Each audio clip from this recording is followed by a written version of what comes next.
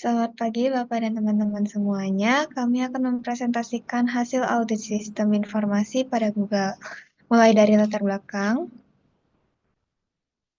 Nah, di sini Google sebagai perusahaan teknologi terbesar menghadapi resiko keamanan informasi karena data miliaran pengguna tersimpan secara merata. Ada 5 faktor kerentanan yang kami identifikasi, antara lain ada lingkungan bisnis yang sangat terhubung, perangkat yang semakin kecil dan murah, menurunnya keterampilan menjadi peretas, kejahatan cyber yang terorganisir, serta kurangnya dukungan manajemen. Oleh karena itu, audit ini sangat penting untuk mengevaluasi bagaimana Google mengelola people, proses teknologi, dan juga nilai bisnisnya. Selanjutnya itu ada profil singkat juga dan pemangku kepentingan. Jadi layanan utama Google itu antara lain itu ada Google Search, Gmail, Drive, YouTube, Cloud, dan juga Android.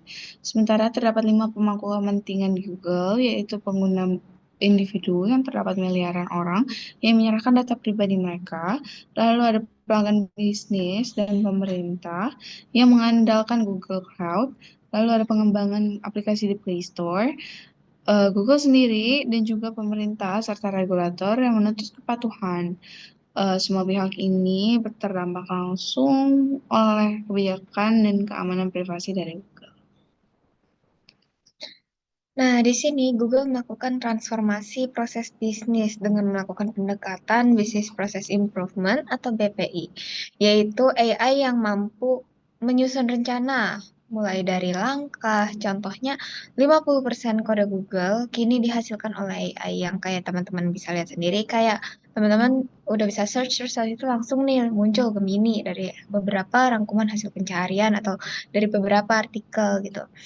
Nah, di tim marketing sendiri, ini tuh bisa menghemat 18.000 jam kerja dan tim keuangan tuh bisa bergeser dari pelaksana menjadi pelatih AI. Pendekatan ini tuh incremental, button up, dan juga berfokus pada use case yang berdampak tinggi.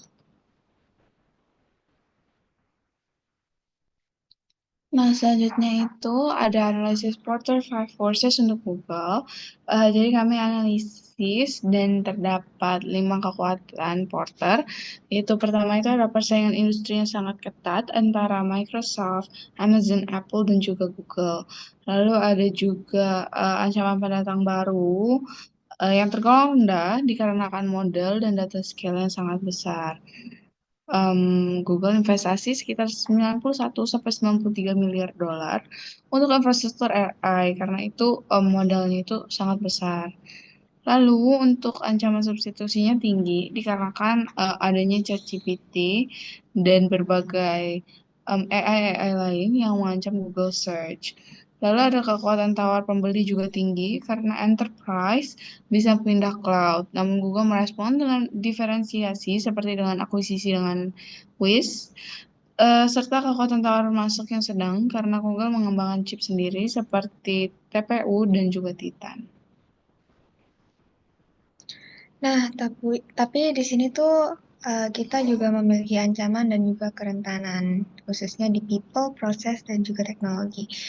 Ancaman ini tidak disengaja seperti human error dan juga phishing menjadi perhatian khusus ya tentunya di sini.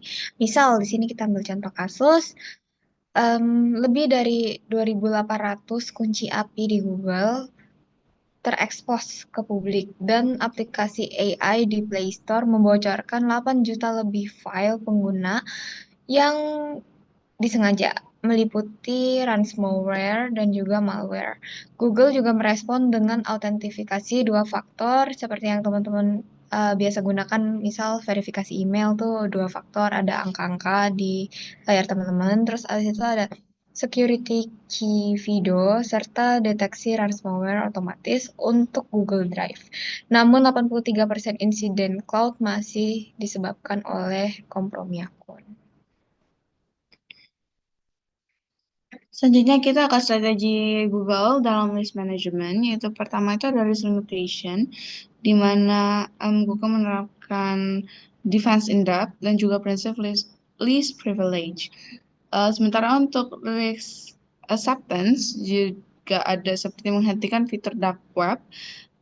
Fitur dark web report per Januari 2026 dan membatasi fitur kecanggihan keamanan yang canggih hanya untuk pengguna bisnis saja. Sementara untuk risk transfer, yaitu ada panduan DR, Business Continuity, Plus, dan Beyond Corp Alliance. Nah, selanjutnya ada kontrol keamanan. Kayak apa aja sih yang Google terapkan di sini? Yang pertama ada kontrol fisik, yaitu pusat data Google dilengkapi dengan biometrik, laser, kamera 24/7 atau 24 jam non-stop. Terus ada kontrol akses seperti autentifikasi dengan something you have, security key, something you are, sidik jari, dan juga something you know, password.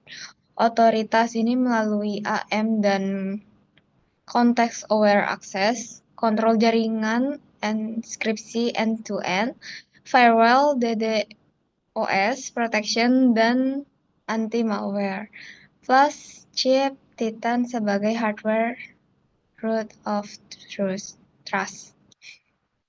Next. Ya, selanjutnya itu kita ada tata kelola dan kepatuhan regulasi atau DMR dan GMR.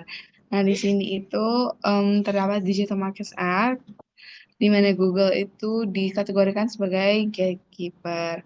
Nah, di sini kewajiban Google antara lain adalah untuk membagikan data pencaharian mereka secara friend ke para pesaing.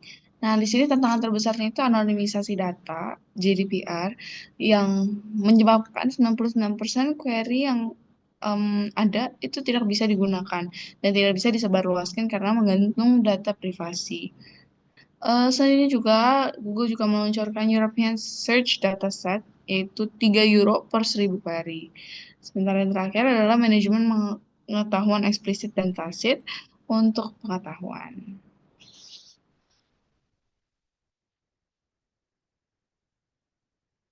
Nah, terakhir, bukan yang terakhir. Selanjutnya ada isu etika, yaitu tentang privasi dan juga pengawasan atau ethical frameworks. Di bab 6 ini, Google menghadapi masalah serius terkait tentang privasi. Contoh, misal di sini Google terus melacak lokasi pengguna. Jadi, kalau misalnya teman-teman nih nyalain kayak lokasi atau live location, itu tuh teman-teman tuh bisa ke record secara otomatis. Selama itu nyala, Google bisa tahu keadaan kalian gitu. Jadi mereka tuh mempunyai fitur location history yang dimatikan sehingga waktu kemarin tuh sempat didenda 425 juta dolar AS.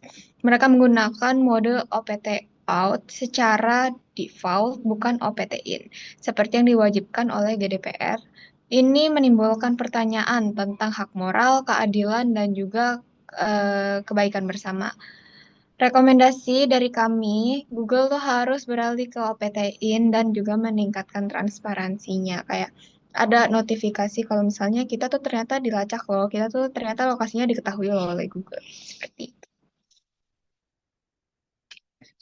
Nah, selanjutnya itu aku akan ngebahas tentang wireless, mobile computing, dan juga IoT. Untuk Google sendiri, Google itu punya beberapa infrastruktur wireless ya, dengan microwave, satelit, Project Loon, dan juga radio.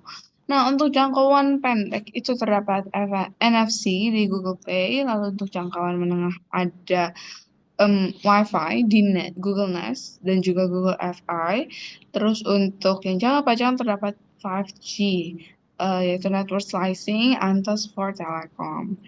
Nah, untuk IoT sendiri diwujudkan melalui Google Nest dan juga Digital Twin untuk telekomunikasi. Sementara untuk keamanannya menggunakan Google Play Protect, Biometric, dan Beyond Corp Zero Trust. Untuk tantangannya tetap ada, seperti kerentanan fisik, kabel laut, privasi data, dan juga kompleksitas regulasi global.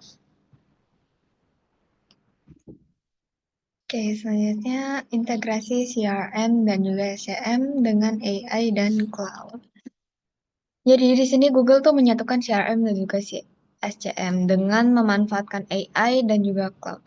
Google Workspace tuh Google Workspace itu tuh berfungsi sebagai CRM operasional, sementara BigQuery menjabat sebagai jembatan data. Terus abis itu inovasi utamanya itu ada di supply chain twin, yaitu digital twin yang memperbarui rantai pasok secara real time. Agentic AI dapat menyesuaikan produksi otomatis saat terjadi lonjakan permintaan dan juga CRM. Contoh di sini, contoh nyata, itu tuh Ocean Network Express yang memotong waktu pemrosesan data dari 1 hari menjadi beberapa menit saja. Nah, selanjutnya ini aku bakal ngejelasin tentang Business Analytics dan pengambilan keputusan. Nah, Google Analytics 4 atau GA4 adalah salah satu implementasi Business Analytics yang mencakup tentang descriptive, itu apa yang terjadi, predictive, apa yang akan terjadi atau yang mungkin terjadi, dan prescriptive, itu apa yang harus dilakukan. Nah, untuk predictive metrics itu seperti membantu purchase probability. Lalu untuk tantangannya itu seperti ada kesenjangan instalasi, kompleksitas model event based, dan juga transisi universal analytics. Nah, GE4 sendiri ini menjadi growth engine yang dapat menerjemahkan data-data menjadi keputusan bisnis. Nah, saya akan kayak apa sih temuan-temuan dan juga kesenjangan yang ada. Temuan yang kami temui, temuan yang kami temui di sini, itu tuh Google tuh unggul dalam keamanan secara teknis dan juga efisiensi AI. Seperti yang teman-teman tahu, investasinya juga tinggi, udah lama, udah besar, udah jadi kayak kalian mau cari apa-apa pasti nyebutnya apa? Google gitu. Nah, terus abis itu di sini, tapi masih lemah tentang transparansi seperti yang tadi sudah disebutkan, kayak pelacakan lokasi secara real time, secara terus-menerus, tanpa kadang-kadang pengguna tuh nggak sadar gitu. Terus abis itu kesenjangan fitur antara pengguna yang berbayar sama gratis yang teman-teman bisa lihat nih, storage Google emailnya penuh gitu. Itu lah harus bayar. Tapi kalau misalnya nggak bayar harus bikin lagi gitu. Serta tantangan anonimasi data untuk kepatuhan DMA dan juga GDPR. Misal di sini 99% query pencarian tidak dapat dibagikan ke pesaing setelah anonimisasi karena standar GDPR yang terlalu ketat. Anonimisasi. Oke, selanjutnya aku di sini bakal jelasin tentang konsep transaksi harian Google. Pertama itu ada pengumpulan data itu di mana transaksi seperti klik iklan, unggahan YouTube, pembelian cloud, dan juga rekrutmen itu dikumpulkan secara real time oleh Google melalui otomatisasi sumber data dan OLTP yang berkala atau batch. Selanjutnya itu ada distribusi, di mana data itu dialirkan ke 3 area fungsional seperti pemasaran, yaitu as analytics, lalu ada produksi untuk operasi seperti pusat data, chip, inventaris, dan juga SDM, yaitu untuk perekrutan dan juga penggajian.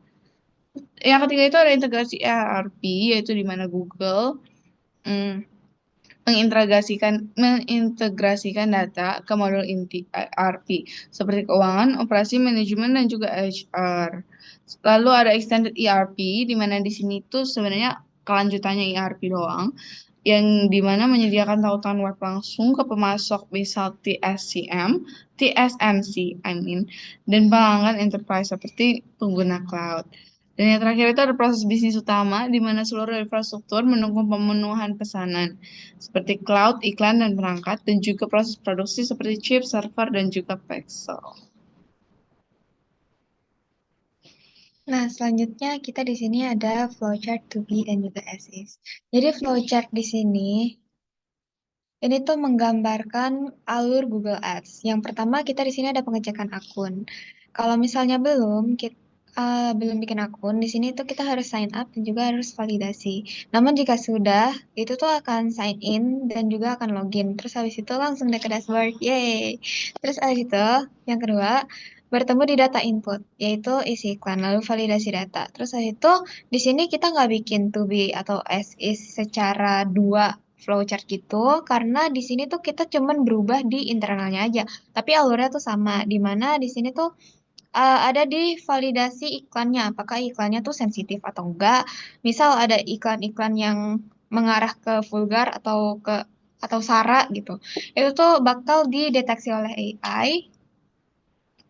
Eh, izin menambahkan juga guys, jadi kalau untuk yang to bidang SI ini sebenarnya ini perbedaannya itu sangat tipis, di mana di data input itu kami berikan fitur untuk penggunaan AI guys. Jadi kayak AI-nya itu bisa dipakai untuk bantu generate iklannya, seperti bikin description, bikin title, dan juga bikin em, apa ya namanya ya, kayak semacam images-images yang dipakai untuk bikin iklannya itu kita Jadi kita memperbolehkan tinggal AI. deskripsi, terus abis itu AI-nya tuh bakal visualisasi gitu. Mm-mm. Nah, di sini juga AI-nya tuh bisa bantu pantau dashboard teman-teman juga.